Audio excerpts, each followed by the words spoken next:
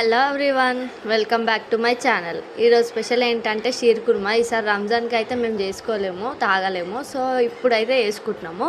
First అయితే ఒక గిన్నెలో 2 లీటర్స్ పాలు తీసుకొని ఒక చెంబు వాటర్ అయితే పోసుకున్నాము. ఇంకా పక్కనే ఇంకొక ప్యాన్ పెట్టుకొని దాంట్లో నెయ్యి అయితే వేసుకొని డ్రై ఫ్రూట్స్ వేయించుకుంటున్నాము. డ్రై ఫ్రూట్స్ అయితే మేము పిస్తా, బాదాం, కాజు, కిస్మిస్, ఖర్జూర్ తీసుకున్నాము. ఇవన్నీ అయితే మంచిగా ఫ్రై చేసుకున్న తర్వాత పక్కకి పెట్టుకోవాలి. మళ్ళీ అదే నెయ్యిలో మనం తీసుకున్న షీర్ కుర్మాకి సేమియా ఉంటుంది కదా, అది కూడా వేసుకొని అయితే మంచిగా ఫ్రై చేసుకోవాలి.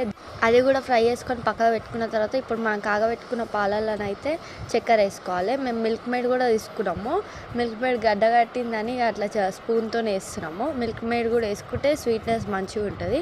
అలానే డ్రై ఫ్రూట్స్ మనం వేయించి పెట్టుకునే అవి కూడా వేసుకోవాలి. కొంచెంసేపు ఆగైతే ఇప్పుడు మనం తీసుకున్నవి సేమియా ఉంది కదా, అది కూడా వేసుకోవాలి. అదైతే మనము ఇట్లా మిక్చర్ టైప్ చేసుకొని వేసుకోవాలి. ఎందుకంటే ఇది సేమ్ అట్లనే డైరెక్ట్ వేసేస్తే అది పెద్దగా అట్లనే ఉండిపోతుంది. మనకు తినేటప్పుడు కూడా పెద్దగా వస్తుంది. అదే మనం చిన్నగా విరగొట్టుకొని వేసుకుంటే మనకు నీట్గా వస్తుంది.